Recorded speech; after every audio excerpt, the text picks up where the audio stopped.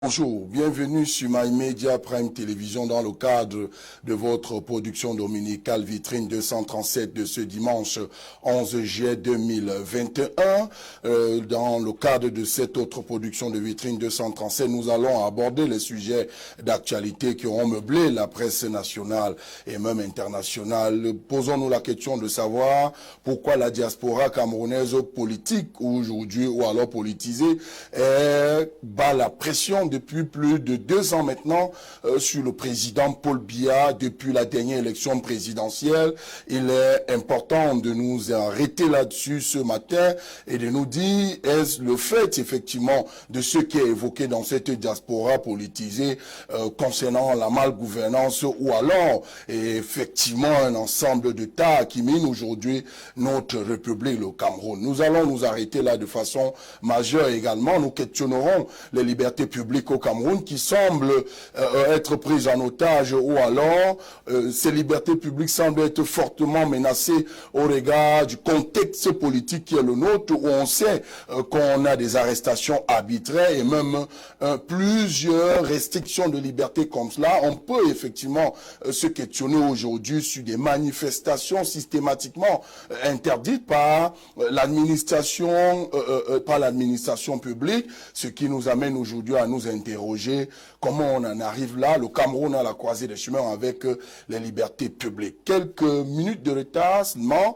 on s'en excuse. Tout au moins, on va rappeler effectivement que suite à un problème technique, le colonel Didier Badiek, c'est vrai qu'avant la fin de l'émission, nos techniciens vont peut-être nous dire si ce sera possible finalement que nous prenons en direct de Yaoundé le colonel Dr Didier Badiek. En réalité, il devrait être intervenant au cours de cette émission à partir de Yaoundé par Skype.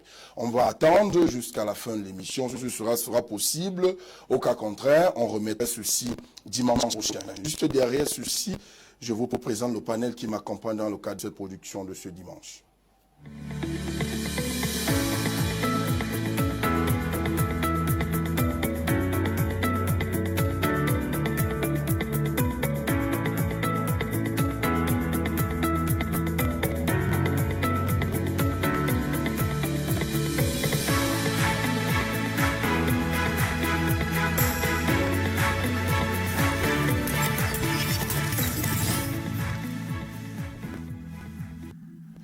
Merci de retour sur ce plateau de Vitrine 237.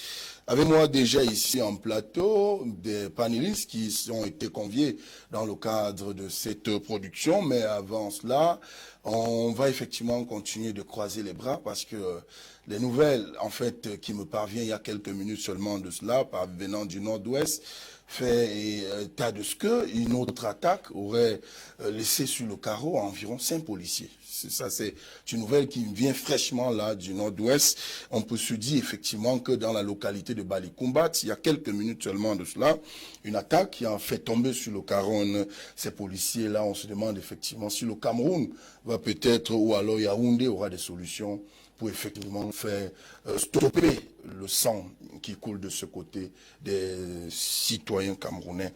Déjà avec moi ici, je commence par vous, président Albert Moutoudou. Vous êtes président de l'UPC Manidem, acteur politique, également un ancien de la diaspora. Il faut dire que vous êtes parti de l'Europe pour venir au Cameroun, effectivement, donner votre contribution à ce que vous appelez combat et bataille pour la libération au Cameroun. Albert Moutoudou, bonjour et bienvenue. Bonjour, monsieur Tchokoga. Bonjour à vos auditeurs et bonjour à mes copanélistes.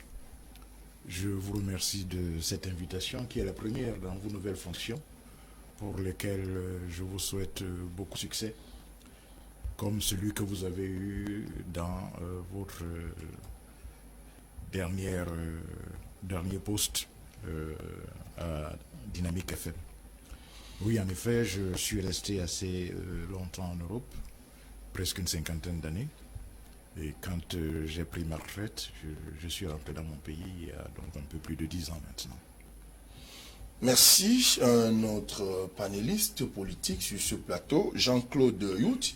Lui, il est communicant du Rassemblement démocratique du peuple camerounais, c'est le RDPC. Jean-Claude Youch, bonjour et bienvenue.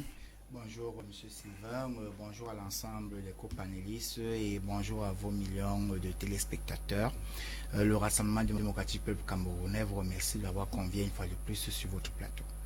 Merci. Un autre également sur ce plateau, lui il est avocat au barreau du Cameroun. Il est également conseiller juridique pour le SDF dans le littoral, parti politique dont il est également cadre. Maître Achille Ledio, c'est son nom. Bonjour et bienvenue, maître. Bonjour mon cher Sylvain, bonjour copanélistes, bonjour également à l'ensemble des fidèles de cette production qui nous regardent. Salutations militantes à tous mes camarades combattants, SDF, de l'arrondissement de Douala 2e plus particulièrement, et de Bazou, mon natal. Merci de cette invitation. Les SDF se sont honorés et pour cette première, nous vous souhaitons également bon vent pour cette entreprise. Merci. Vous qui convoquez Bazou, votre natal, est-ce qu'on ne va pas voir là en vous quelqu'un qui fait la promotion de l'ethnicisme au Cameroun, au moment où on parle d'une consolidation de l'unité nationale des communautés? Je fais la promotion de ma culture. Le Cameroun, c'est un ensemble de presque 250 ethnies et il n'est pas un crime que de dire bonjour à ses frères, que de faire un clin d'œil à son natal. Maître Ledio, pour un homme public, l'homme public que vous êtes, est-ce que vous pensez que Bazou, vous n'êtes que Bazouais désormais? Est-ce que vous voulez dire aux téléspectateurs? Je suis un Camerounais et quand j'ai l'occasion de dire bonjour aux Camerounais, j'ai aussi l'occasion de m'agresser ou alors de faire un clin d'œil aux miens qui sont de ce côté-là. Ça n'a rien à voir avec ce que vous voulez démontrer. Vous ne pouvez pas me dire que sur un plateau de télévision, vous ne pouvez pas saluer une partie du pays. Il faut qu'on se comprenne bien. Je pouvais dire, je salue, je sais pas moi, Tokombéré. Je pouvais dire, je salue Mal-Antoine. Je pouvais dire, je salue ainsi de suite. Alors, oui, mon natal, bien sûr. Votre natal. C'est ça qui m'a effectivement... Ils n'ont rien à voir avec ce que vous voulez insinuer. Je suis un Camerounais fier de l'être et c'est pourquoi nous sommes engagés dans ce combat patriotique que mène bien le SDF qui est celui de voir tous les Camerounais vivre dans un pays où chacun trouve de quoi manger, où chacun se sent à l'aise chez soi. Merci bien, Président Albert Moutoudou. Avec vous, on ouvre ce débat de ce dimanche. La diaspora camerounaise, au moment où nous parlons, divise des opinions. Et cela nous amène aujourd'hui à nous interroger sur cette diaspora politique qui, depuis pratiquement 2 années maintenant, s'est engagée sur une croisade contre le président Paul Biya chaque fois qu'il est annoncé dans la diaspora, ou alors des manifestations organisées contre le président Paul Biya qui est président de la République du Cameroun. On se poserait la question de savoir si le problème aujourd'hui, c'est la responsabilité de notre diaspora, ou alors pourquoi ces actions-là sur le président Paul Biya? Comprenez cela? Écoutez, nous avons un président de la République. Comme tous les présidents, on s'attend à ce qu'ils fassent leur travail. Et principalement à ce qu'ils fassent leur travail dans leur pays.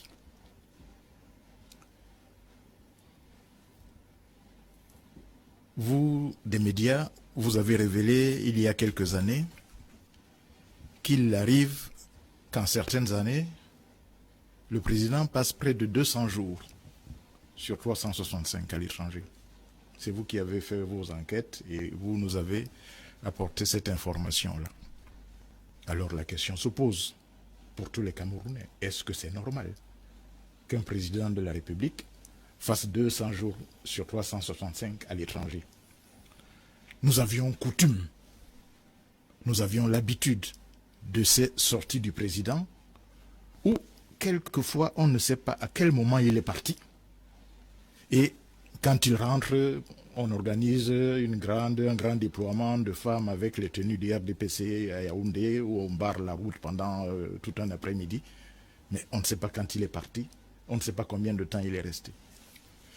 Donc, la décence, le bon sens, le patriotisme exige que nous disions ce n'est pas bien. De quelque camp que nous soyons de l'opposition, ou nous soyons même du camp du président, on devrait dire là-dedans, on devrait trouver dans le camp du président, des gens qui disent ce n'est pas bien de faire comme ça, il faut corriger. Alors, c'est des mythos. Attendez, vous me posez une question. Ce n'est pas bien, mais comment rester 200 jours à l'étranger sans, en particulier, donner une information précise de ce qu'on est en train de faire? Si je suis en train de me reposer à l'étranger, ce qui n'est pas exclu, ce qui n'est même pas interdit, ben je dis je suis en train de me reposer pour cause de maladie ou je prends mes vacances à l'étranger, tout simplement. Mais que ce soit le grand point d'interrogation pour vos compatriotes, pour les compatriotes, pour tout le Cameroun, ce n'est pas bien. Un président de la République, d'abord, doit être plus souvent chez lui qu'ailleurs. Et quand il est ailleurs, ses compatriotes, son peuple doit savoir ce qu'il fait là-bas. Bon, donc ça ne peut pas être faire n'importe quoi, prendre des vacances, et puis surtout, dans, comment dit-on, le flou le plus complet. Eh bien, les Camerounais de la diaspora ont permis au moins que cette chose-là devienne un problème qui est posé à tous les Camerounais. Il s'agit de quelle diaspora? Parce que dans l'opinion aujourd'hui, cette notion de diaspora semble être galvaudée. Diaspora irresponsable, c'est ce qui est évoqué dans l'opinion. Diaspora avec des thèmes assez extrêmement durs. Oh, ce n'est pas parce qu'on emploie des thèmes durs contre vous, quand vous faites ce que vous estimez en droit de faire, que ces thèmes durs sont justifiés.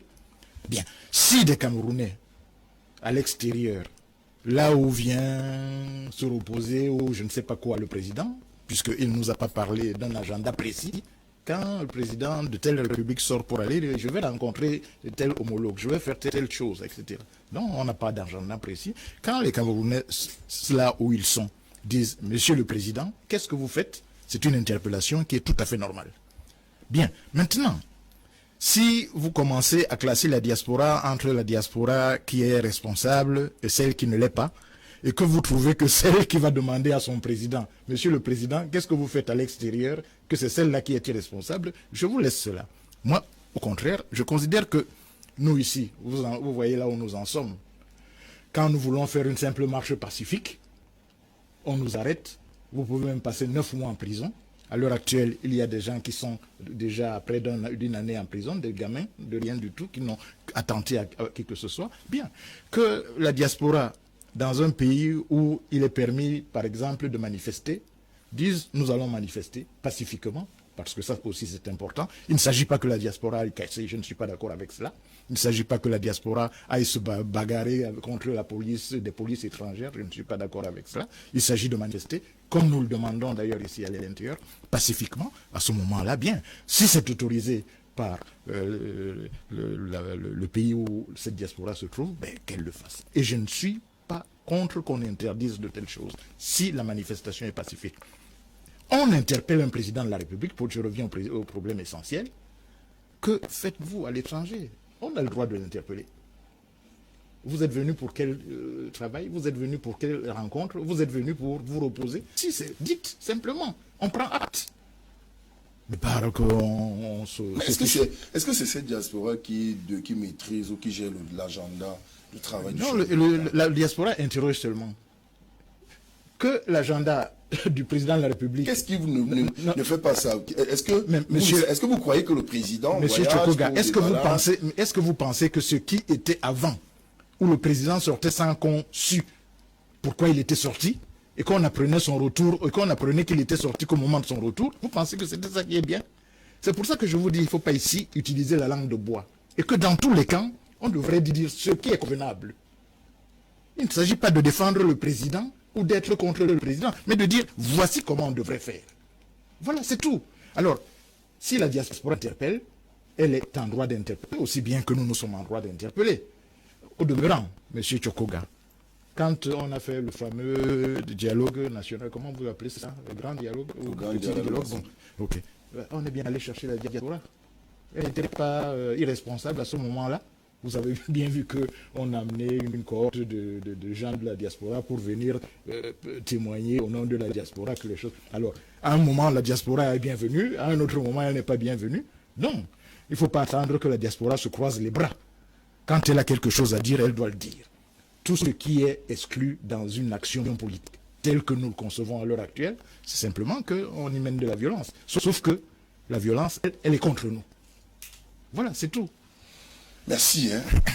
Jean-Claude Youti, interpeller le chef de l'État pour qu'il rende compte ou pour qu'il explique davantage aux Camerounais pourquoi il va en Europe.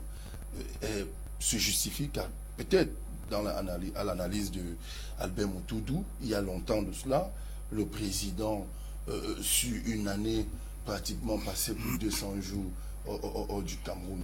On se demande bien si cette diaspora qui agite aujourd'hui le spectre de la mal-gouvernance n'a-t-elle pas raison? Je ne sais pas si j'ai bien compris. Vous avez présenté M. Albert Moutoudou comme membre du Manidem. Non, l'UPC Manidem. Oui, l'UPC Manidem. L'UPC Manidem. Et l'UPC Manidem est panafricaniste. Ils ne sont... Ça voudrait dire déjà que j'ai l'impression même que peut-être lui-même ne comprend même pas dans quel parti il milite. Parce que lorsque vous êtes panafricaniste et que vous estimez que les revendications qui doivent porter des changements au sein de votre pays, c'est en Europe, c'est en Occident où vous allez le faire, je pense qu'un panafricaniste doit se poser des questions. Ça, c'est un simple élément. Deuxième élément, nous avons ici le mot diaspora où tout le monde y met tout. C'est un fourre-tout. Nous avons la diaspora qu'on parle des membres de la base qui organisent des marches. Nous avons la diaspora des patriotes. Nous avons la diaspora de ceux qui ne sont ni basses ni patriotes. Nous avons la diaspora de ceux qui ne sont même pas résidents en Europe. Nous avons maintenant ceux qui ont renoncé à la nationalité camerounaise, mais qui continuent à dire qu'ils sont de la diaspora camerounaise. Bon, maintenant que vous avez cerné tous ces éléments, commencez donc à nous dire maintenant quel est le bon son de cloche. Jean-Claude, parce que vous avez renoncé à la nationalité camerounaise. Vous n'êtes plus camerounais. Vous n'êtes plus... Comment on explique ça? Est-ce que ça ne fait pas partie des problèmes que nos diasporas aujourd'hui évoquent? Non, c'est pas comme ça. Parce qu'en réalité... d'un certain Atangana ou d'un certain Etundi ou d'un certain Barga. Pourquoi vous voulez expliquer? Comment on explique à celui-là? Parce qu'il a désormais une nationalité française. Non, mais est-ce que la nationalité, par exemple, française telle que vous l'évoquez, lui a été imposée? Il a choisi de son plein droit, en toute liberté. Ça voudrait dire que c'est un renoncement.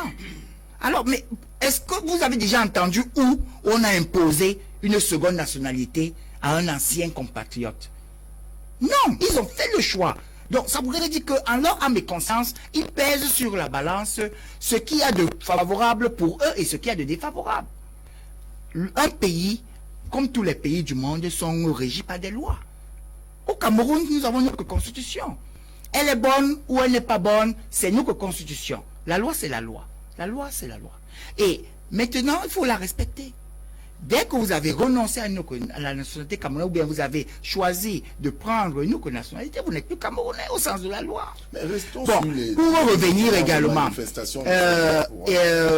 Monsieur Albert Moutoudou, il nous renvoie en arrière. Le président de la République vient de passer pratiquement près de 2 années sans sortir. Et à chaque fois où le président de la République s'en va à l'étranger, je pense que pour ceux qui sont de bonne foi, ils vont remarquer qu'il y a toujours eu un communiqué du cabinet civil précisant pratiquement la nature même de la sortie ou du déplacement du président de la République. On nous précise parfois que c'est, par exemple, une visite privée, une visite officielle, une visite d'État. Ça, c'est connu. Et on nous précise également la suite du président. C'est également connu dans tous ces communiqués. Alors, je pense que c'est de mauvaise foi de venir dire que on ne sait pas quand est-ce qu'il est sorti et on ne sait pas quand est-ce qu'il est revenu. Ça, c'est de un. Et de deux, un président de la République, c'est ce qu'on appelle le super VRP d'une nation. Donc, voyageur, représentant placier. Le président de la République négocie les dispositions de la Constitution. Le président, comme le président Albert Moutou le disait tout à l'heure, il ne s'agit pas dans le cadre de ces mouvements de la diaspora de défendre le président Paul Biya, mais de s'interroger sur ce que le président devrait faire et qu'il ne le fait pas aujourd'hui. Est-ce que c'est le lieu? Est-ce que c'est à cela dont nous devrions, par exemple, dire que c'est eux qui ont qualité? Je vous rappelle qu'ils sont 13 000 membres de la diaspora camerounaise inscrits sur les listes électorales. Lorsque nous avons un fichier électoral de près de 7 millions, nous parlons de quoi? Alors donc ça voudrait dire que le cahier d'agenda caché, c'est autre chose. Est-ce que c'est véritablement ceux-là qui ont qualité lorsqu'on est en train de se poser des questions par rapport à leur réelle contribution et leur réel engagement à vouloir apporter du changement ou bien apporter sur la table des questions réelles? C'est une réalité dont nous parlons, M. Sylvain Tchokoga. Lorsque vous avez besoin qu'en toute démocratie, il y ait des avancements ou des changements, vous le faites par la voie des urnes. Et vous le faites de projet à projet. Ce n'est pas le cas. OK. On peut commencer à s'interroger sur qui a besoin de saquer l'institution, qui est le président de la République. Parce qu'en réalité, la Constitution, au vu de l'article 5, dispose que le président de la République est le chef de l'État. C'est-à-dire, et son article 8 dispose... Il fait ce qu'il veut, non, pas comme il veut. Mais attendez, l'Assemblée nationale contrôle l'action du gouvernement. Le peuple camerounais est souverain. On a véritablement encore des députés qui représentent véritablement la nation. Mais dans le contexte actuel. Apparemment, vous voulez peut-être dire que tous les concitoyens camerounais ne savent plus ce qu'ils font lorsqu'ils entendent notion de députés ou d'élections législatives. C'est ce que vous voulez dire? Non, mais les Camerounais choisissent leurs représentants et ils les ont élus. Restons sur les manifestations de la diaspora, Jean-Claude. On a dans l'opinion. Ce n'est pas de la diaspora, je ne comprends pas le mot diaspora là. On a dans l'opinion aujourd'hui. Donnez-moi le vrai mot de ceux qui manifestent. Ceux qui pensent qu'il faut incriminer ses compatriotes partis du Cameroun. Parce qu'ils pensent qu'aujourd'hui, il y a un ensemble. On va parler là des libertés publiques aujourd'hui. Eux, ils manifestent librement là-bas pour ils interpellent. Mais je vous donne par exemple un exemple de ce que j'ai aussi entendu dans les réseaux sociaux. Ils vous disent que nous allons marcher samedi pour pouvoir enlever le président de la République à Etoudi. Il est à Genève et ils vont l'enlever à Etoudi. Et en marchant avec à peine 10-20 pellets tondus qui sont là devant. C'est ceux-là qui vont aller enlever le président de la République qui a été régulièrement élu et plébiscité pratiquement par l'ensemble des Camerounais, 71,28%. Et au niveau de la diaspora même, dont nous parlons, 53% l'ont élu. Nous parlons de quoi exactement? C'est pour ça que je vous pose la question de vouloir nous dire de quelle diaspora parlons-nous?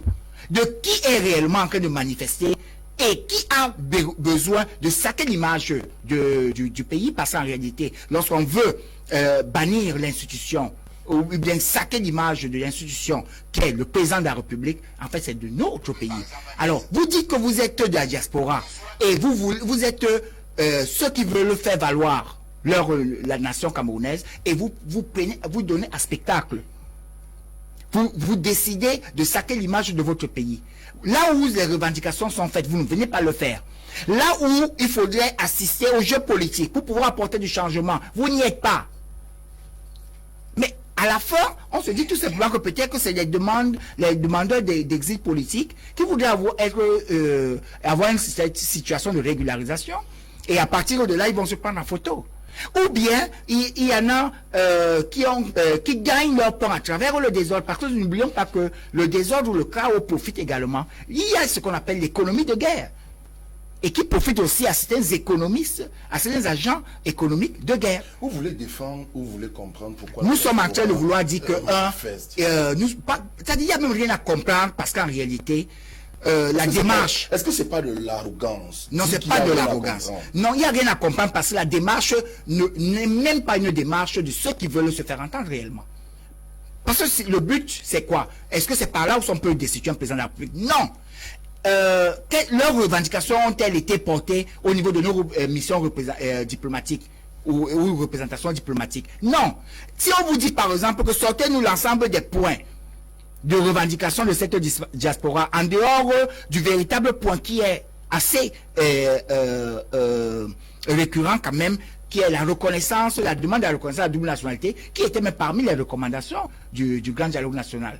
Mais tous ces éléments-là doivent d'abord être pris en compte. Mais avant cela, le reste c'est quoi? On a parlé par exemple ils évoquent les détournements des fonds publics, et ils évoquent effectivement la fin que le président Paul Biya met tout pour sonner la fin de la guerre dans le nord-est et dans le sud-ouest. Ils évoquent la question aujourd'hui de la CAN qui a glissé en 2019, qu'il faut le dire. Ils évoquent la question du Covid. Allons-y point par point. Lorsqu'ils évoquent par exemple la CAN ou les ODI, la CAN n'est pas encore organisée. On n'a pas encore terminé cette phase. Quant au Covid, nous sommes à la phase où nous attendons la publication du rapport de la Chambre des comptes, qui est bien attendu, et je pense qu'on en a fait plusieurs émissions plateau sur ce plan-là, et dont les uns et les autres sont satisfaits du travail que la Chambre des comptes a pu faire, à travers même les fuites qui ont glissé. Mais lorsque nous revenons sur les détournements de fonds, autrefois nous classait pays leader, corrompu et des détournements. Aujourd'hui, on nous dit que c'est plutôt en 10 années où, d'après les rapports de ces ONG, nous parlent de 1560 milliards. Donc ça veut dire que si nous sommes à une moyenne de 160 milliards par an, sur un budget de 5200 milliards. Donc ça voudrait dire que les institutions de lutte contre la corruption, que le président de la République, son Excellence Paul Biya, a mis sur pied, fonctionnent. Parce qu'en réalité, si vous partez d'un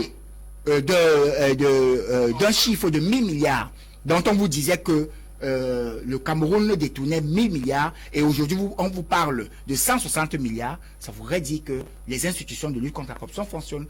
Alors, ils parlent de quoi exactement?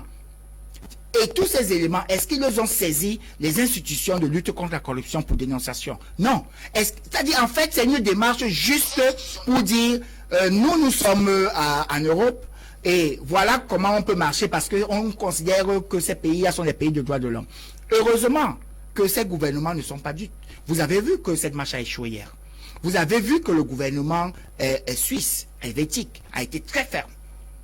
Ils nous ont interdit la marche, et ils les ont réellement réprimandés, tous ceux qui étaient en violation des dispositions de leur loi. Et ce qui voudrait dire que ça, c'était une très, très bonne chose. Ça montre également que si il y avait un bien fondé dans le cadre de cette marche-là, les pays aussi démocratiques tels que la Suisse ou dans d'autres pays, ils les auraient adhéré. Merci.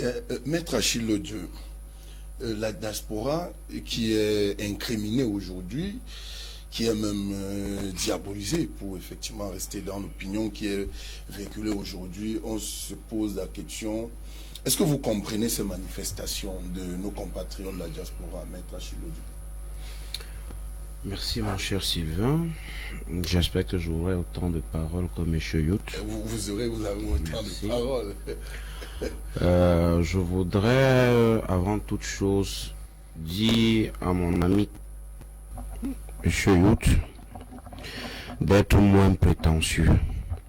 Quand on venait sur un plateau de télévision sérieux comme celui-ci, chercher à recadrer un président de parti politique par rapport à l'idéologie même son parti, je dis c'est très très prétentieux, sincèrement.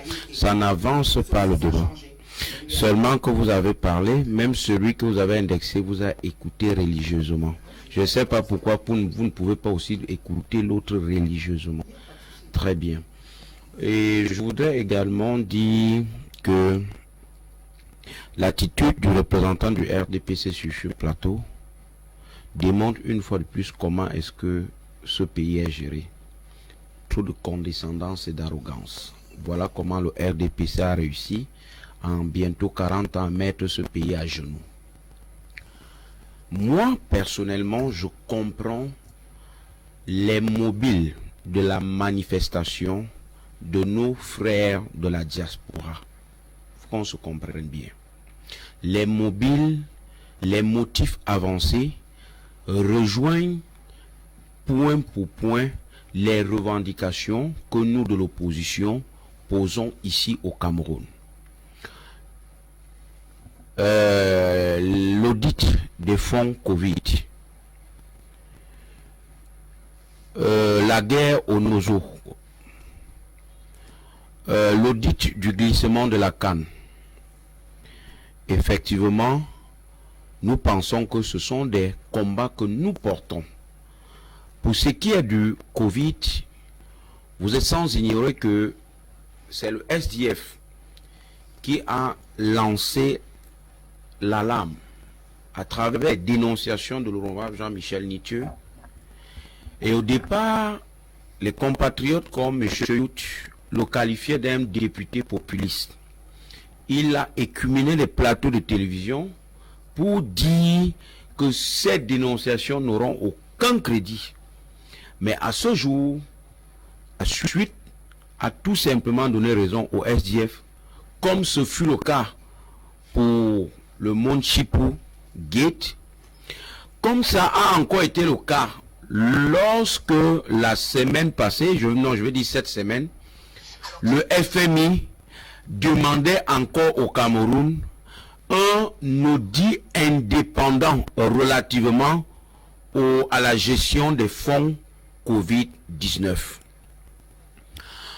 Je l'ai dit par le passé, en ce qui concerne le vaccin anti-Covid, moi personnellement, je dis qu'il faut encourager la pharmacopée traditionnelle et à ce jour, les autorisations de mise sur le marché des produits issus de notre pharmacopée traditionnelle me donnent raison.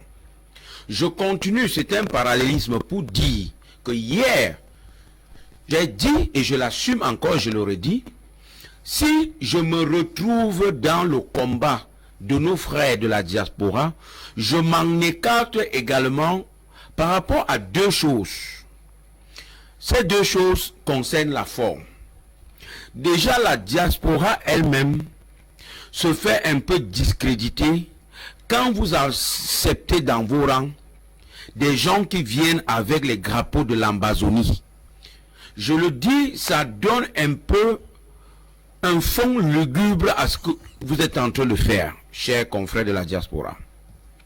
La deuxième des choses, l'interdiction de la manifestation, c'est justement d'abord par rapport à certains de nos frères de la diaspora, peut-être des infiltrés, je ne sais pas trop, parce que c'est une marche qui devait porter fruit. Seulement quand vous faites des directs, vous faites des vidéos, vous exposez déjà à toutes vos tactiques, des gens peut-être excessifs, permettez l'expression, qui font des vidéos et disent on va chasser Paul Biya, on va faire ceci. Mais non. Faites la manifestation, effectivement, le régime de Yaoundé a tremblé et a mis toute sa diplomatie en branle pour que les autorités helvétiques puissent interdire la marche. Pourquoi lors des précédentes fois ça avait marché? Mais des gens ont cotisé dans toute l'Europe, même en dehors de l'Europe, pour venir à cette marche. Mais seulement vous avez été excessif et maladroit dans la communication. Donc, et je vais le dire, ça ne sert à rien. Ça ne sert à rien de peaufiner une telle démarche et qu'à la fin, on se rend compte que nous-mêmes, ou alors les organisateurs, ont foutu le bordel dans cela. Je suis très d'accord. Et c'est d'abord un constat que M. Youd ne peut pas démonter. M. Paul Biya, notre président de la République, par le passé, faisait ce qu'il voulait avec ses voyages. Il faut le dire. Il passait plus de temps en Europe qu'ici. Il a dit c'est la première personnalité du pays. Nous sommes tout à fait d'accord. Il doit travailler pour le bien-être de ses concitoyens, que nous sommes, que de travailler pour se maintenir au pouvoir. Au Cameroun, il y a une véritable inadéquation entre l'offre et la demande en matière de liberté publique. une véritable inadéquation. Le Cameroun est doté des textes d'encadrement normatif de l'accès et de l'exercice des libertés publiques. Sauf que, dans la pratique, le constat n'est pas aussi réluisant. On se rend tout simplement compte que il y a ce sempiternel problème que l'administration camerounaise a volontairement créé. Ce sempiternel problème entre les libertés publiques et l'ordre public. Parce qu'à tout moment, quand on veut vous refuser... Il a évoqué notre constitution, le respect de la légalité, le respect de La la loi. constitution du Cameroun, peut-être M. Yout ne le connaît pas, dans son préambule, consacre le principe du respect des libertés et droits fondamentaux. Et c'est justement pourquoi en 90, par la loi 90/046, par la loi 90/052, 055, 056, on avait dit que c'était les lois de liberté. Le Cameroun a consacré la liberté de communication, la liberté de circuler, la liberté de manifester, les libertés publiques ou alors les partis politiques et les associations. Voilà autant de libertés que dans la... Je veux dire autant de textes consacrés au Cameroun après la Constitution que dans la pratique, elle n'est jamais respectée. On assiste à une politique de 2 poids 2 mesures. En 2014, autant pour moi, chers amis téléspectateurs, le SDF a déposé sur la table de l'Assemblée nationale une proposition de loi visant à modifier la loi de 1968 sur le code de la nationalité. Et l'objectif du SDF, c'était de lever le verrou de l'interdiction de la double nationalité. Mais vous connaissez bien que c'était pendant la législature 2013-2018. Même s'il y a eu 2 années de rallongement pour finir à 2020. Ces gars ont refusé carrément et catégoriquement qu'on en débatte. C'est pourquoi cette position n'a jamais franchi le seuil de la conférence des présidents pour être inscrit à l'ordre du jour. Et nous disons tout simplement que le RDPC est à l'origine de tous les maux du Cameroun. Les textes du Cameroun, écoutez bien, les lois commencent par la présidence de la République. Parce que toutes les lois au Cameroun, ce sont les projets de loi. Il n'y a pas de proposition de loi actuellement au Cameroun, depuis 60. Alors, quand la présidence commence le processus pour un projet de loi, les différents ministères sont mis en contribution. Et puis, ce qui énerve, c'est que quand cette loi est votée, il faut l'appliquer. Le RDPC ne l'applique pas. Voilà ça le problème. Le RDPC applique les lois quand ça l'arrange. Prenons l'exemple des manifestations publiques. Vous allez voir qu'on doit vous donner comment on appelle ça, on va vous donner le récipient de déclaration, c'est-à-dire on vous autorise de manifester quand vous êtes, quand votre objet c'est Biava rester au pouvoir, Biava rester au pouvoir. Mais lorsque vous organisez une manifestation, une marche pacifique, je dis bien pacifique, et vous en êtes responsable de tout ce qui peut arriver après comme organisateur, alors si l'objet n'est pas du goût de l'administrateur du coin, je vais dire territorialement compétente, alors on vous dira interdiction, risque de trouble à l'ordre public. Risque de trouble à l'ordre public. Quel est ce pays où on vous condamne sur ce que vous n'avez pas encore fait? C'est-à-dire on ne vous donne pas l'autorisation pour quelque chose qui peut se produire demain. Risque de trouble à l'ordre public. Il n'y a pas encore de trouble à l'ordre public. Et la loi est claire. Si on vous donne l'autorisation, déjà même qu'on ne doit pas ce qui vient de se donner... passer à Genève en est l'illustration du fait que si vous dites dans votre manifestation au Cameroun que vous voulez marcher pour que Paul Biya ne soit plus président du Cameroun, il est de bon ton que n'importe quel sous-préfet de n'importe quelle localité refuse la manifestation. Mon cher Sylvain, votre parallèle est très bien posé pour édifier les téléspectateurs. À Genève, on n'a pas refusé la manifestation. On a accordé. Est-ce qu'on se comprend bien? On a accordé, sauf que maintenant, l'allure que ça devrait prendre, avec des vidéos que les gars faisaient les directs, l'autorité policière de Genève a trouvé bon de limiter les dégâts. Or, je dis que c'est le parole parce que, au camp, oh là là, ok, interdit la manifestation. Or, c'était une manifestation interdite. Monsieur Yout, Et c'est pour cela que la police les a chargés. Monsieur Yout, C'est comme ça. je pense que vous avez eu votre utiliser temps le de bon parole. mot, c'est pas Vous avez utilisé faut votre pas temps de abrutir les parole téléspectateurs, et quand vous même. avez passé le Utilisez le bon temps. mot. Vous avez passé La le temps manifestation à a été abrutir les interdite. téléspectateurs. Je vais rétablir la vérité. Comment la Vous manifestation a avez, été interdite. ok, quel que soit Alors, ce c'est que pour ça je que la parle, police vous a taisez et agi. après vous prenez la parole Non, pour le c'est pas dire. comme ça. Je me suis tu Non. lorsque vous avez passé le temps Si à vous- débiter si les vous êtes en train de contre-vérités. dire des choses Et qui laissez-moi sont pas maintenant vraies, on aussi. va pas Oui, se laissez-moi parler. Parce qu'après, on va pas faire Est-ce des que ce débats que ce que vous avez dit était vrai? Oui.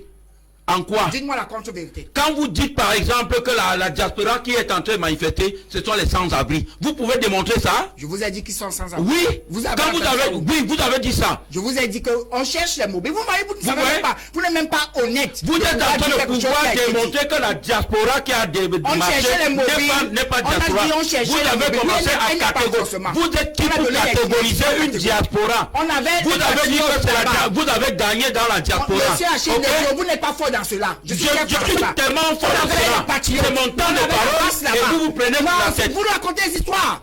Alors, Quelle histoire vous parlez? Vous me reprenez durant votre temps de parole, monsieur. Alors, on avait la vous base prenez, là-bas. On avait les parce que de Camerounais. toute façon, vous allez laisser ce Cameroun de gérer, même sur les plateaux de télévision, vous allez venir faire votre normal de pouvoir vous il demander faut arrêter ça. c'est de quelle diaspora il s'agit. Merci. Et vous êtes qui pour catégoriser la diaspora? C'est un qui s'appelle Maître les Achille Et vous Dieu. êtes l'autorité Jean-Claude policière de Yout. Genève qui a autorisé Jean-Claude cette Yout. marche. les Il autorités ont devient interdit maître cette marche et tout de suite. Alors, dites-le que les autorités helvétiques ont interdit la marche et c'est pour ça que la police a chargé. Alors. Est-ce que c'est faux? Merci Jean-Claude. Maître Achille Dieu chuté, s'il vous plaît. moi, je voudrais que M. Yout respecte mon temps de parole. Parce que tout à l'heure, il vous a écouté, tout à l'heure, quand il va prendre la parole, ce sera Non, le non. même échange. On se calme, Non, Maître Achille Dieu. Avancez. j'ai la particularité d'être un Dakarois et un Newbellois. Donc, je le lui dis. Merci, quand il aura son mais- temps de parole, Merci. vous n'allez pas parler, Monsieur le rassurez-vous. commandant, vous Voilà. ne dépassez Donc, pas. d'accord, on va aller. Moi, je suis de Koulmita. On va aller. Merci, Maître Achille Dieu. Non, je n'aime pas quand les gens aussi arrogants viennent sur un plateau de télévision sont les nés, penser que ils vont. continuez à raconter les histoires. C'est Et toi ça, un né, tu as commencé la politique quand monsieur You. J'ai 19 ans de militantisme. J'ai dit 19 ans. C'est ça, J'ai commencé en Maître Achille Dieu.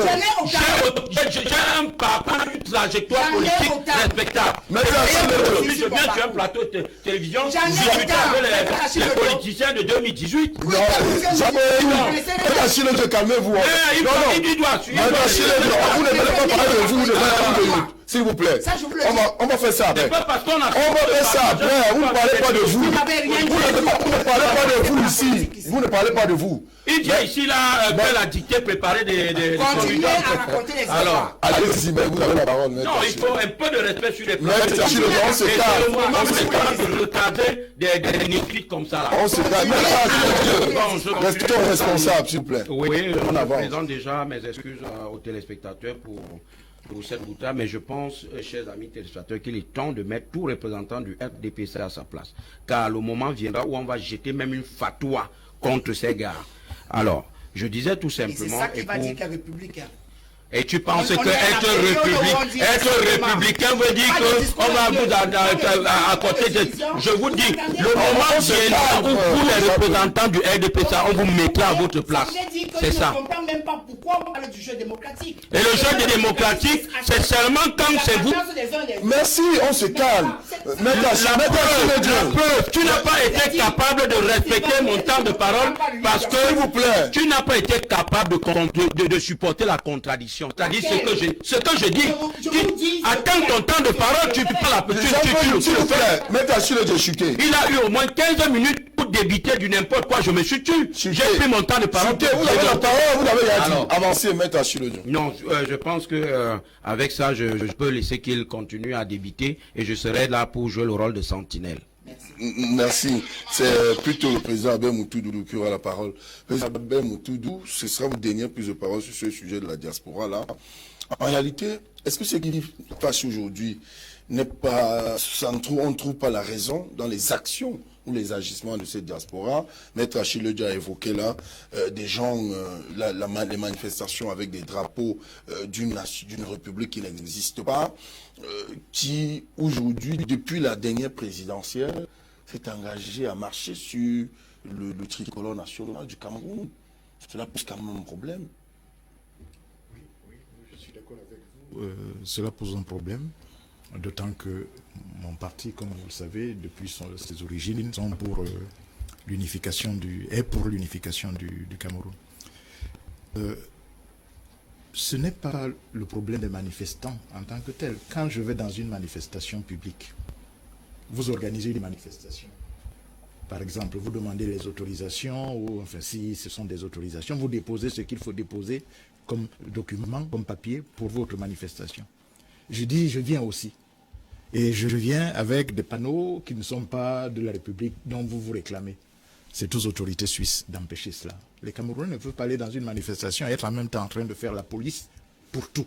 Il y a un minimum de police à faire, bien entendu. Mais il ne s'agirait pas que devant les Suisses, bien, ça tourne une bagarre entre Camerounais. C'est aux autorités. Vous permettez. Non, s'il vous plaît. Non, s'il vous plaît. S'il vous plaît. S'il vous plaît, vous manquez de respect. Vous manquez de respect. Vous manquez de respect. Les organisateurs de manifestations ont le devoir et s'il vous plaît. S'il vous plaît. Et les inclus dans le cadre de leur manifestation sont à leur responsabilité. Cela étant, vous n'avez pas, les autorités suisses, en définitive, n'ont pas laissé la marche avoir lieu. Vous auriez vu. Vous auriez vu si ceux qui sont les organisateurs laissaient impunément les gens qui déployaient d'autres drapeaux les déployer. Les autorités suisses n'ont pas laissé la marche aller à ses fins. Cela étant, il y a évidemment ce que le service d'ordre des organisateurs doit faire, mais il y a aussi ce que les autorités suisses ne connaissent pas ce drapeau-là. Pour eux, évidemment, pour elles, il y a lieu de dire que ces drapeaux, de qui sont-ils? S'ils sont d'une nation qui n'existe pas dans l'arène internationale, ben disent, écoutez, mettez-vous de côté. Les autorités suisses, en premier, ont le devoir de veiller à cela. Et les organisateurs aussi ont le droit de veiller à cela. Pour dire ceci, en définitive, c'est que cette manifestation qui a été interdite, aussi bien d'ailleurs que les casses dont j'ai entendu parler, on a cassé ceci, on a cassé cela, il faut tenir compte des extrémistes, des perturbateurs et des gens du RDPC eux-mêmes, qui sont là en mission de commando pour, donner un mauvais visage de ceux qui veulent manifester. Donc, il est vrai, les manifestants, chaque fois qu'on organise une manifestation, elle doit être assez bien organisée pour qu'il n'y ait pas de débordement. Mais ces débordements-là peuvent aussi bien venir du camp adverse lui-même. Il ne faut pas oublier cet aspect-là. Ça, c'est une première chose. La deuxième chose, je reviens un peu à votre histoire de quand le président s'en va, il y a toujours un communiqué, etc. Bien entendu qu'il y a un communiqué. Bien entendu qu'il y a un communiqué. Mais si le président s'en va pour 2 jours, on dit qu'il s'en va pour 2 jours. Si le président s'en va pour 1 semaine, on dit qu'il s'en va pour 1 semaine. Vous avez entendu la durée de séjour du président à l'heure actuelle, dans le communiqué? La Constitution non, vous l'avez entendu? Bien.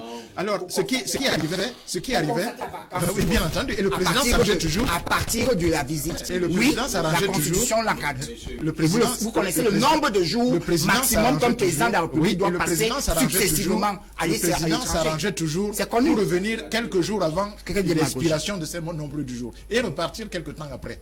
Vous avez vécu cela. Alors, je vous ai interpellé. Ce sont les dossiers d'État. Si les dossiers d'État je vous ai interpellé. Jean-Claude, vous n'avez pas la parole. C'est un débat interactif. Oui, mais vous allez répondre après.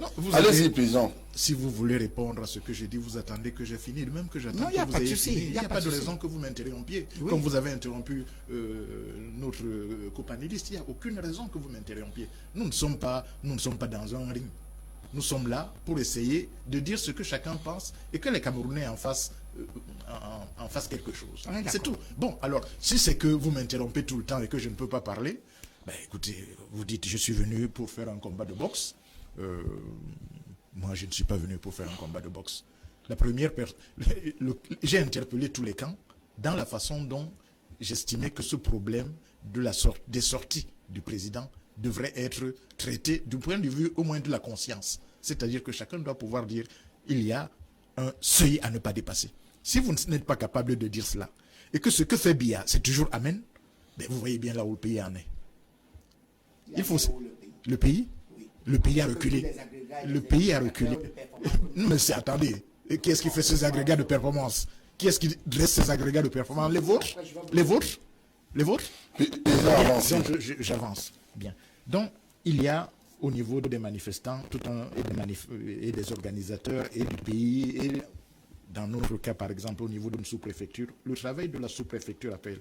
Et je voudrais rappeler ce que le maître disait tout à l'heure. Ici, au pays, depuis quelques années, les manifestations sont interdites. Or, elles ne devraient pas l'être. Et les autorités locales, la sous-préfecture en l'occurrence, excite toujours de ce que elle ne sait pas si l'ordre va être maintenu. Mais c'est à elle de maintenir l'ordre à partir du moment où on a déposé la déclaration. Or, systématiquement, les manifestations sont interdites. Vous avez vu les manifestations du 22 septembre dernier. Il y a des jeunes du MRC qui sont encore en prison, simplement pour avoir manifesté pacifiquement. Ils n'ont rien cassé du tout, aucune vitrine, ils n'ont agressé personne. Ils sont encore en prison. Donc ça, c'est de la violence d'État. D'un pouvoir qui ne sait plus utiliser que la violence. Il faut dire les choses telles qu'elles sont. Que font ces jeunes derrière les barreaux? Il y a 4 jeunes qui ont été arrêtés avant le 22 septembre dernier, c'est-à-dire le 18 septembre. Donc, ils n'étaient même pas en train de manifester. Ils sortaient de nos locaux de stand-up, où on venait de leur dire d'ailleurs, nous, Stand Up for Cameroun, c'est-à-dire où nous sommes en partenariat avec le CPP et l'UPC Manidem et d'autres organisations, nous ne participerons pas à la manifestation du 22 septembre de M. Kamtoé du MRC. Donc nous étions même en train de dire à nos propres militants, ne bougez pas dans le cadre de cette manifestation. Ils sortent de là, on les arrête. 4 jeunes, ils sont encore en prison aujourd'hui, 18 septembre, bientôt 1 an. C'est terrible des histoires comme ça. C'est terrible des histoires comme ça. Ce sont nos enfants. Alors on est là pour faire de belles phrases, à savoir que la loi dit que... Qu'est-ce que ça veut dire? 4 garçons qui n'ont rien fait et qui sont en prison depuis 1 an. Il y en a un d'ailleurs qui est excessivement malade, où à l'audience du 14 juillet, où j'ai été, on a été le chercher à la Quintini pour le présenter devant le juge. Et il est très mal en point. Alors, si on ne résout pas de tels problèmes rapidement, et si on ne s'accorde pas là-dessus, en tant que citoyen, il n'y a pas de raison que nos enfants soient en prison, c'est qu'on est en train de vouloir créer, c'est même pas de les créer, de perpétuer les conditions qui font que nous sommes dans un régime qui est un régime de violence. Or, il faudrait que la violence cesse dans notre pays. Bon, ça, c'est une première chose. La deuxième chose, maintenant, je reviens à votre question sur la diaspora. Qu'il y ait même un seul membre de la diaspora qui veut manifester quand le président Biya est à l'extérieur, c'est libre à lui. S'il ne casse rien, s'il ne fait rien de mal, s'il n'insulte pas, libre à lui. Donc, il faut déjà considérer qu'il y a ce premier point-là, les gens ont le droit de manifester. Qu'ils soient à l'intérieur du pays, ou qu'ils soient à l'extérieur du pays, ils ont le droit de manifester. Si nous commençons à dire non, ils n'ont pas le droit parce que c'est le président. Non, non. On a le droit de manifester, y compris quand c'est le président. Quand le président rentre de ses multiples voyages et qu'on fait sortir toutes les femmes du RDPC avec des pagnes du RDPC qui barrent les rues de Yaoundé, pourquoi là, cela est-il autorisé? Et dans le cas où il faut lui dire, monsieur le président, nous ne sommes pas d'accord, ce serait interdit. Donc il y a vraiment à faire en sorte que les principes de base soient les principes admis par tous. Que ce soit un militant, 10 compatriotes qui ne sont même militants de rien et qui veulent manifester, ils ont le droit de manifester. Entendons-nous bien. Vous avez quelquefois, dans certains pays, d'ailleurs vous avez vu, les présidents vont en voyage, ils rencontrent la communauté de leur pays qui est là avec des panneaux en train de s'échauffer, etc. Le président dit, ok, envoyez-moi 10 de vos représentants pour qu'on discute de quoi il s'agit. Et l'affaire devient une affaire, comment dit-on, citoyenne. Elle est abordée démocratiquement. Elle est abordée dans un sens de résoudre un problème. Ce que nous faisons, et notre pays et le RDPC, État RDPC, c'est que, bon, il faut montrer que nous sommes plus forts. Donc, si vous êtes plus fort, vous ne discutez avec personne. Vous montrez seulement vos muscles. Ce qu'il y a, comme on le disait... Est-ce que le RDPC n'est pas en droit aujourd'hui de témoigner sa force? Jean-Claude Yout, par exemple, a évoqué le nombre d'inscrits de cette diaspora sur le fichier électoral au moment où nous parlons. Oui. A indiqué le résultat du président Paul Biya à la dernière élection présidentielle, qui le donnait vainqueur largement au-dessus de ses opposants. Oui. C'est quand même la preuve que l'opposition en elle-même a un problème. Non, ce n'est pas cela que vous... Non. On a le droit... Parce qu'il ne suffit pas seulement dans le contexte que le nom d'être anti-Biya. Monsieur Tchokoga, on a le droit de s'exprimer avec un bulletin dans l'urne. On a aussi le droit de s'exprimer en manifestant. C'est dans notre constitution, c'est dans nos lois. Les lois de 1990 en l'occurrence, pour la manifestation, qui encadrent les manifestations. Donc, cette façon de ramener toujours l'expression politique d'un peuple au bulletin qu'il a mis dans l'urne, dans des élections qui sont ce qu'elles sont, nous n'allons pas engager un débat sur les élections, si vous voulez, nous l'engageons. Bien, donc, on ne peut pas s'en tenir là. Pourquoi est-ce qu'on dit, vous avez le droit de manifester alors qu'il y a déjà des élections? Non, les élections ne sont pas tout le droit d'expression d'un peuple. Il y a plusieurs formes d'expression d'un peuple. La manifestation en est une. L'essentiel, c'est que cette manifestation, je l'ai dit depuis le début, elle reste pacifique. Et puis c'est tout. Donc, vous ne pouvez pas dire, puisque dans la diaspora, il est sorti, comme nous le rappelle notre copanéliste, que c'est le RDPC qui a gagné les dernières élections dans la diaspora n'a plus qu'à se taire. Vous comprenez bien que vous dites une incongruité, avec vous le respect que je vous dois, en disant cela. La diaspora a le droit de se manifester dans l'urne, elle a aussi le droit de se manifester n'importe comment, dans la rue en l'occurrence. L'essentiel, c'est qu'elle respecte les lois du pays d'accueil et qu'elle respecte évidemment ses propres compatriotes qui suivent cela. Je finis avec une chose.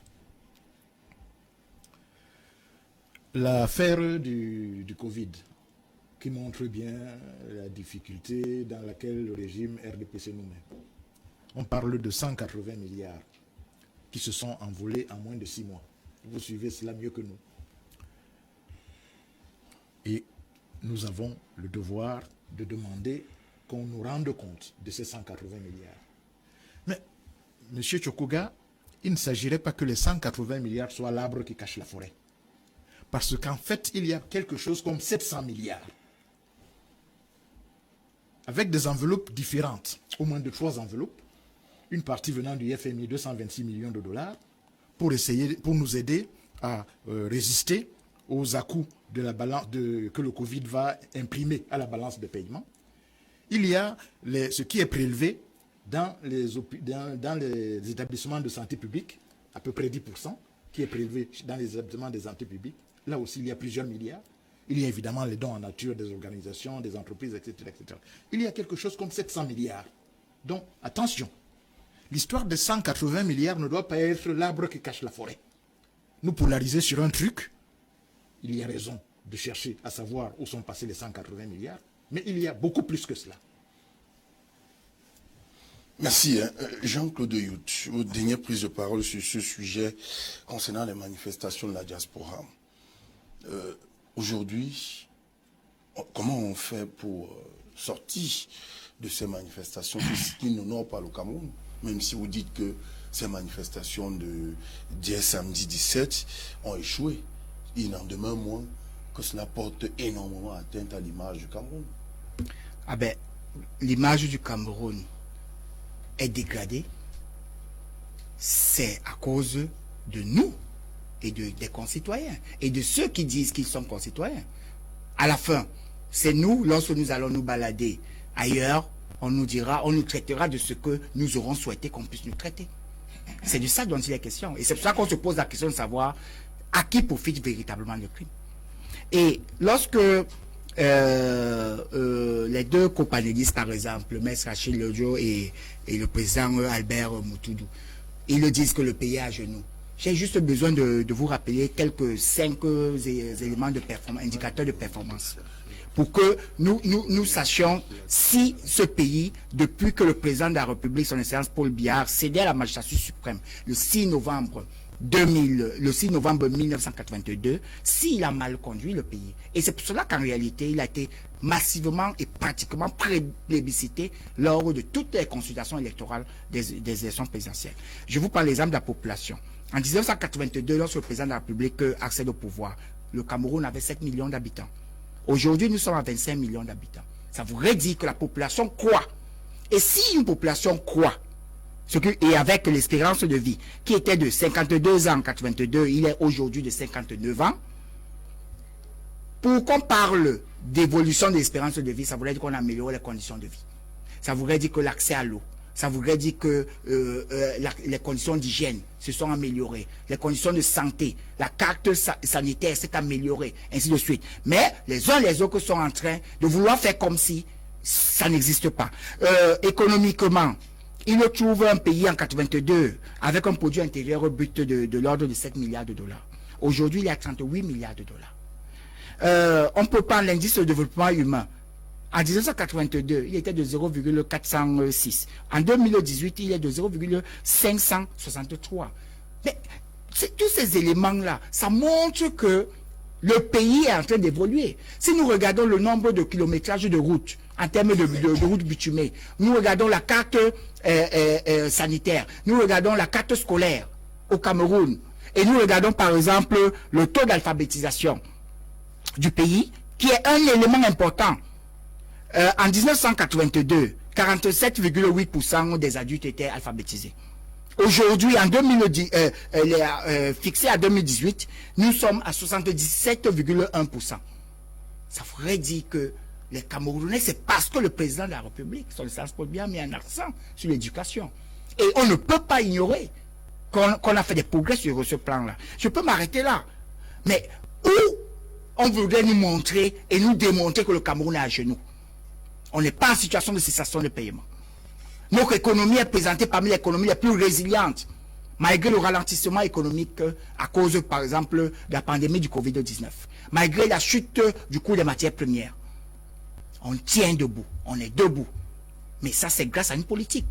Je vous ai parlé, par exemple, des chiffres tout à l'heure, en ce qui concerne la lutte contre la corruption, qui sont en net recul, avec une économie déjà nette, calculée sur près de 840 milliards, parce qu'on nous disait que nous étions à 1000 milliards par an.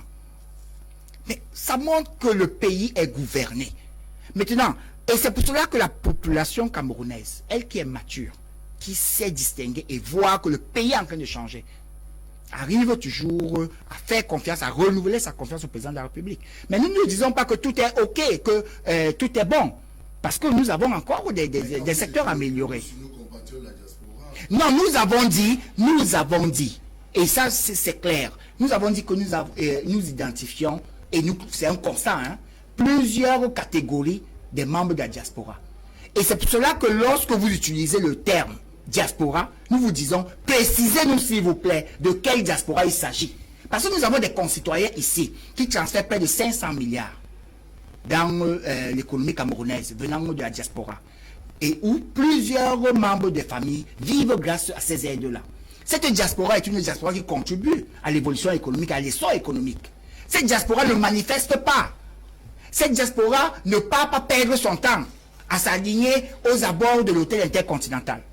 Cette diaspora-là voudrait tout simplement continuer à avoir les facilités pour avoir par exemple accès aux terres arables, pour la culture, pour l'agriculture, pour la création des entreprises, les facilitations, la réduction des faux frais, dans le cadre de tout ce qui peut favoriser leur émancipation. C'est de cette diaspora-là dont nous parlons. Et cette diaspora-là dialogue avec le gouvernement. Cette diaspora a participé aux assises du Grand Dialogue National.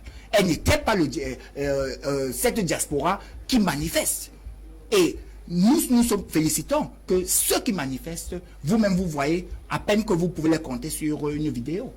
Vous connaissez déjà ceux qui sont là. Donc, pour revenir et dire que les manifestations sont autorisées au sens de la loi, parce que les dispositions de la loi le prévoient. Mais aussi, on vous dit que lorsque l'administrateur a des forts soupçons ou bien des informations concordantes qui lui présentent qu'il va avoir trouble à l'ordre public, gérer ses pouvoirs. Et il est à même de pouvoir interdire. C'est ce que les autorités helvétiques ont fait. C'est-à-dire qu'ils avaient d'abord accordé l'autorisation de pouvoir manifester au samedi 17, et puis ils ont eu des informations concordantes les amenant à savoir qu'il va avoir trouble à l'ordre public. Et ils ne se sont pas trompés. La preuve en est que vous avez vu que certains de ces marcheurs ont commencé à vouloir s'attaquer au siège des Nations Unies. Ce qui n'était même pas ni l'itinéraire, ni l'objectif, ni la trajectoire de la manifestation. Alors, à partir de ce moment-là, ils ont donné raison aux autorités helvétiques et de la police administrative, qui a bel et bien sévi et qui a démontré qu'il ne devait pas avoir manifestation. Et cette manifestation a échoué de par la mobilisation et de par le fait qu'elle n'a pas eu lieu. C'est de ça dont il s'agit ici. Donc, pour chuter, en ce qui concerne les audits des fonds Covid, les audits des fonds Covid, je vous rappelle que lors de la lettre d'intention que le président de la République a envoyée au FMI, il a été marqué là que le gouvernement va commettre une mission d'audit. Lors du décret portant répartition des fonds Covid, à l'article 5, le Premier ministre signe, et c'est bien marqué, que la Chambre des comptes va procéder à l'audit des comptes. D'où vient maintenant qu'on vient nous dire que c'est l'honorable Nietzsche qui a demandé et qui a ordonné les audits des fonds. Ça nous fait sourire. Lorsque le gouvernement a déjà prescrit cela depuis la lettre d'intention. Où sont passés les 180 milliards, Non, mais la question est aussi à l'inverse. Nous avons connu des milliers de morts, des centaines de morts, voire des millions de morts, Covid, dans des pays. Le Cameroun a été également touché de plein fouet par le Covid, mais a connu des chiffres qui ne sont certes pas reluisants, parce que chaque compatriote qui est décédé, c'est une perte. Mais en réalité, on a félicité et présenté le Cameroun comme un exemple dans le cadre de la lutte contre le Covid. Cela voulait dire déjà que l'idée principale était d'abord de sauver des vies. Et ces vies ont été sauvées. Maintenant, nous savons qu'est-ce qui a été fait. On a conçu des hôpitaux de fortune de campagne, et ainsi de suite. On a mis à disposition. Je vous rappelle que dans certains pays, les tests, par exemple, Covid, sont payables. Et elles coûtent $200 parfois dans d'autres pays. Au Cameroun, ils sont gratuits. Mais la gratuité ne veut pas dire que nous avons ces usines de fabrication. On les a achetées. Donc, ici, je trouve que les uns et les autres sont un tout petit peu malhonnêtes ou de mauvaise foi à dire que 180 milliards, c'est 180 milliards détournés, mais en tout temps, nous avons pu lutter contre le Covid. La mauvaise foi. Non, je vois la mauvaise foi sur la base. L'accompagnement des entreprises dans le plan de riposte. La diaspora est en droit de dire que rien ne s'est passé au Cameroun. Mon Dieu, c'est pas le gouvernement qui a annoncé les exonérations des prélèvements des taxes. C'est pas le gouvernement. Merci. On prend rapidement le colonel Didier Badiek. On me signale la technique qu'il est en direct, bien que nous l'aurons par audio. Il a fallu que les techniciens se mettent à l'œuvre pour que finalement on trouve une solution possible. S'il est en direct déjà, le colonel Debadiek, on peut l'avoir. Allô? Allô? Oui, allô? Allô? Allô? Oui, allô, bonjour. Allô? La communication est perturbée, hein. Allô? J'ai votre retour là, mon colonel. Je vais vous relancer. Merci, le temps qu'il nous relance. Nous avons connu les plans de relance de l'économie, où par exemple il y a eu des exonérations même sur les impôts libératoires. Ça c'était pour les petits artisans et tout. Nous avons connu des exonérations sur les impôts. Nous avons connu des facilités de caisse. Oui, allô? Mais comment on va dire que l'économie n'a plus le président allô? pas relancé cela? Allô? Bonjour. Allô? Est-ce que je n'ai pas de retour là? Allô? Oui, chuté. Donc, après avoir lutté contre la pandémie, le gouvernement s'est attelé à la relance de l'économie.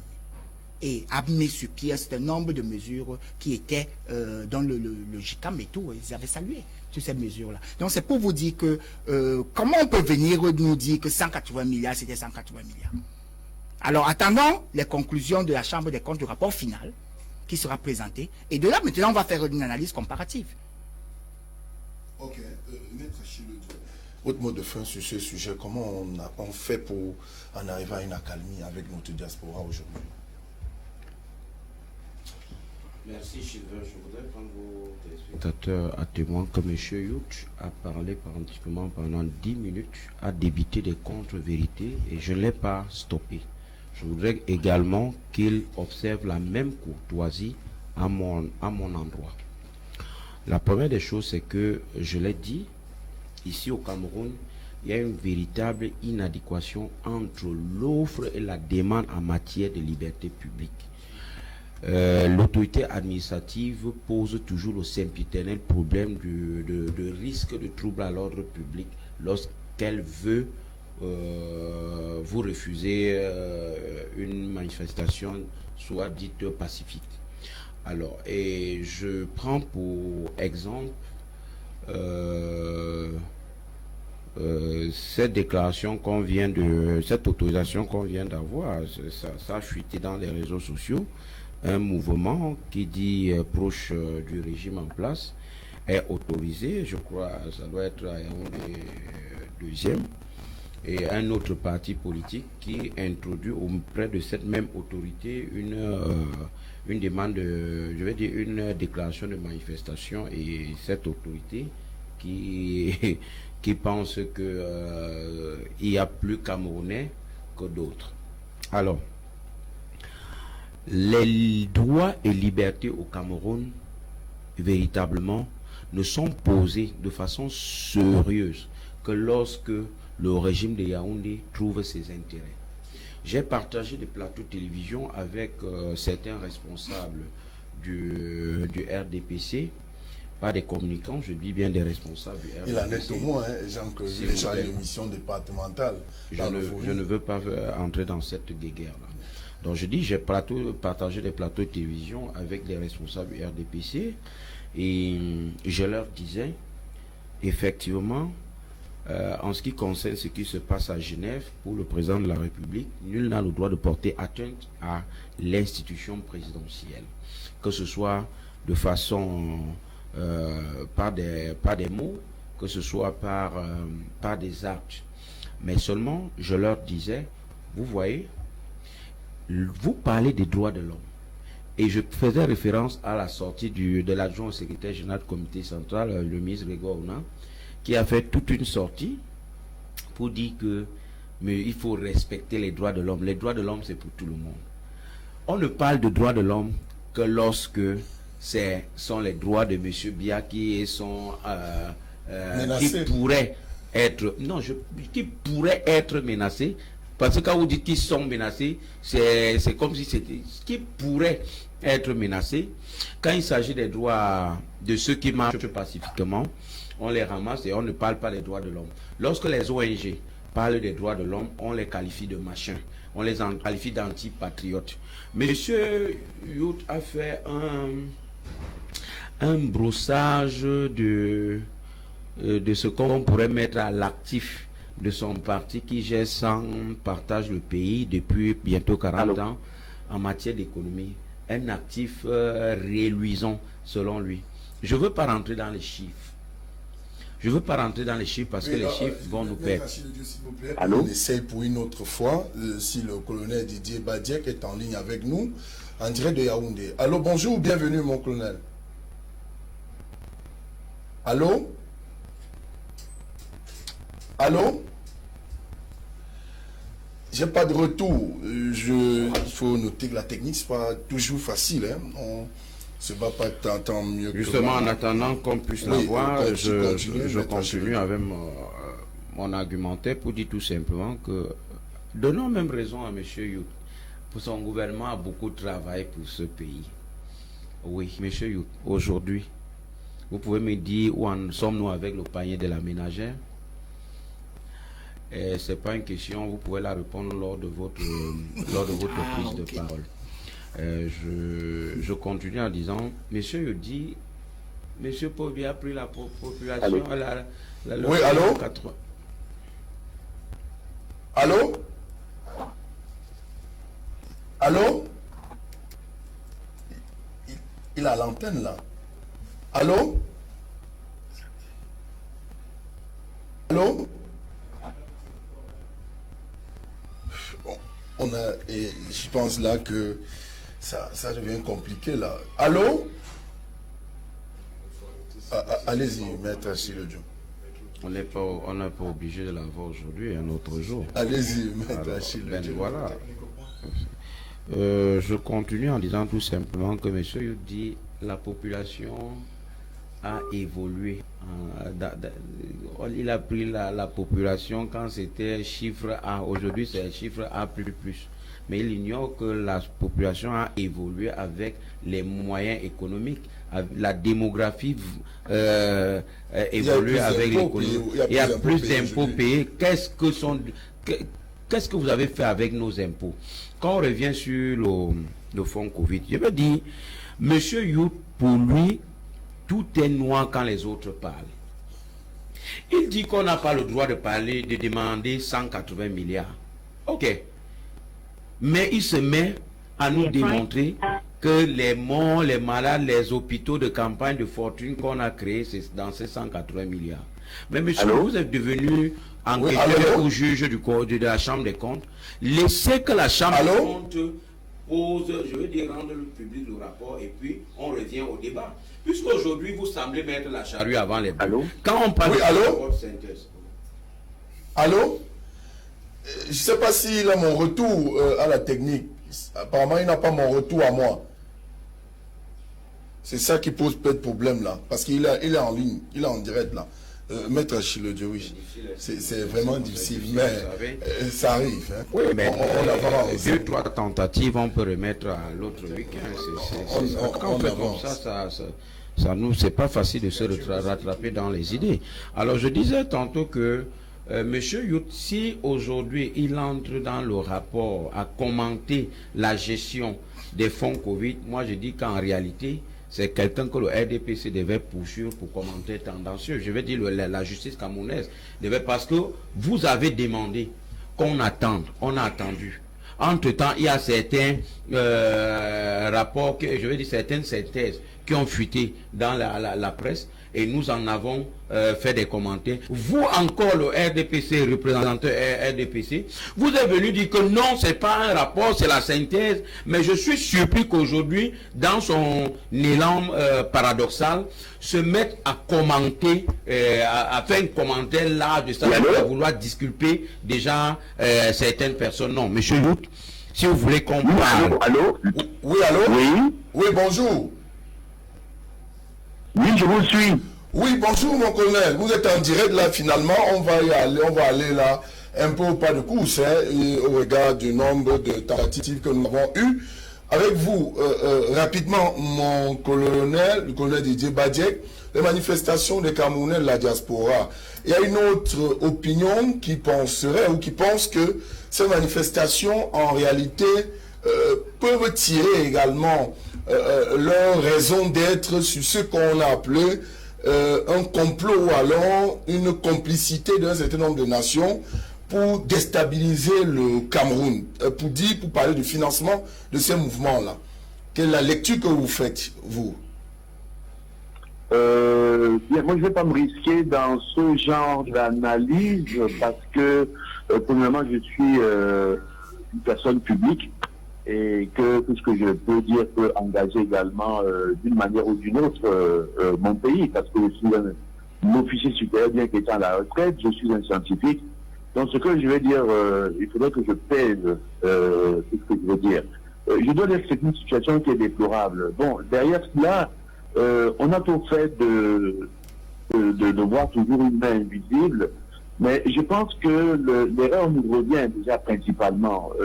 Il faudrait être capable de pouvoir suivre toujours, n'est-ce pas, l'actualité stratégique qui concerne notre pays, être capable d'anticiper sur la prospective négative qui peut arriver, n'est-ce pas, contre cet avenir.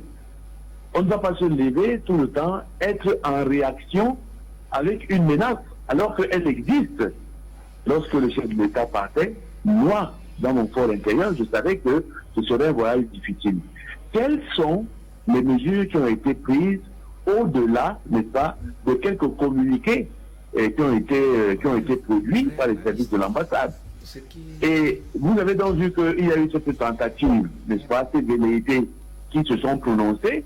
Et je pense que la délégation qui accompagne le chef de l'État a dû saisir le gouvernement, la Confédération helvétique, et ça a produit ce que ça a produit. Mais pourquoi ne pas avoir pris ces dispositions bien avant? C'est de cela, c'est de ça dont il s'agit. Moi, je suis toujours très surpris que c'est lorsque il y a l'épidémie que l'on traite la maladie. Alors qu'il y a une prophylaxie à mettre sur pied. On n'écoute pas suffisamment les stratèges dans ce pays, on n'écoute pas suffisamment les think tanks, on a l'impression que, n'est pas, la résolution de tous les problèmes vont se faire par une administration. Ce n'est pas comme ça que cela se passe. Moi, je crois que nous manquons encore là un peu de profondeur stratégique. Et ça, c'est la première évaluation que je fais. Maintenant, je vais vous dire que le Cameroun, c'est un pays qui est convoité par beaucoup de puissances, mais pas qui est entre choc. Sur le continent. Notre position par rapport à la région située en Afrique centrale, nous sommes un véritable verrou sécuritaire. Et je ne vois pas pourquoi est-ce que les puissances aujourd'hui ne feraient pas tout pour avoir une coopération profonde et serrée avec le Cameroun. Parce que lorsque vous allez enlever le Cameroun et que le Cameroun deviendra un pays failli, comme cela se passe tout autour, eh bien, il y aura une jonction entre les mouvements terroristes de l'ouest de l'Afrique et ceux de l'est de l'Afrique. C'est-à-dire que des gens comme Boko Haram et tout le reste pourront se rejoindre à Al-Shabaab. Eh bien, on aura donc toute la partie subsaharienne qui sera finalement occupée par le djihadisme. Alors, moi, je pense que ce n'est pas dans l'intérêt, en réalité, c'est une cécité, non seulement diplomatique, mais également stratégique, pour les puissances aujourd'hui de vouloir faire la peau au Cameroun. Il a été suffisamment démontré que, quel que soit le cas, le chef de l'État bénéficie d'une large majorité qui le soutient. Alors, il a son temps à faire, et puis, les principes qui sont fondamentaux à la Charte des Nations Unies évoquent la non-ingérence dans les affaires intérieures de chaque pays, et que chaque pays est égal à un autre. Alors, je voudrais dire comme ça que c'est à nous également de cultiver une influence diplomatique qui soit telle qu'on puisse se faire respecter. Vous avez vu le petit Rwanda. On ne marche pas sur les pieds de ce pays n'importe comment. Ils ont eu à faire un virage à 180 degrés. Ils ont même changé de langue. Aujourd'hui, le Rwanda est un pays bilingue. On parlait le français, on parlait l'anglais. Donc, je ne donne pas que l'anglais. Et le président Macron allait en visite officielle au Rwanda récemment. Il parlait en français. Et le président Kagame lui répondait en anglais. À un moment donné, il faudrait que nous sachions aussi montrer nos dents. Parce que tant que nous allons faire cette politique de soft power, eh bien, on nous marchera dessus. Il faut qu'à un moment donné, on commence à montrer également nos muscles et dire qu'il y a des situations qui sont inusuelles, qu'on laisse la politique, n'est-ce pas, aux Camerounais, qu'on laisse les Camerounais, n'est-ce pas, venir discuter de l'éligibilité de leur chef de l'État, qu'on laisse les Camerounais venir élire leur chef de l'État, qu'on ne s'occupe pas de cela, parce que les Camerounais ne vont pas voir comment et quand est élu Macron ou alors le président des États-Unis. Bon, il y a une ingérence qui frise même la condescendance. On a l'impression que nous sommes revenus en réalité dans la phase en pleine phase de colonisation. Ce néocolonialisme devrait s'arrêter. Et ne continuons pas à donner des arguments à ces gens. Nous avons un potentiel énorme. Eh bien, si on nous confie aujourd'hui, il faudrait que cela se fasse en respect de notre souveraineté. Donc, merci mon colonel. Donc, en gros, aujourd'hui, le problème qui est posé là, c'est un problème stratégique et je pense que ceux qui nous ont suivis ce matin, vous résumez que ce qui se passe dans la diaspora avec les Camerounais vient du Cameroun de déployer des stratégies pour effectivement montrer son efficacité tant sur le plan de développement ou sur le plan économique. Vous avez cité le Rwanda en exemple. Voilà. Et je dois vous dire que, pour moi, sincèrement, cette diaspora n'est pas celle qui représente la diaspora consciente. Vous avez vu le niveau de langage de ces gens lorsque les voit dans les vidéos sur WhatsApp et tout le reste. Ce pas des gens, ce sont des gens qui sont quittés ici à la nage et qui sont arrivés en France ou alors ailleurs. C'est pas eux qui font la diaspora consciente aujourd'hui. Et ils n'ont aucun argument pour pouvoir décider de l'avenir du Cameroun, sinon qu'ils sont des citoyens si jamais ils ont gardé leur nationalité.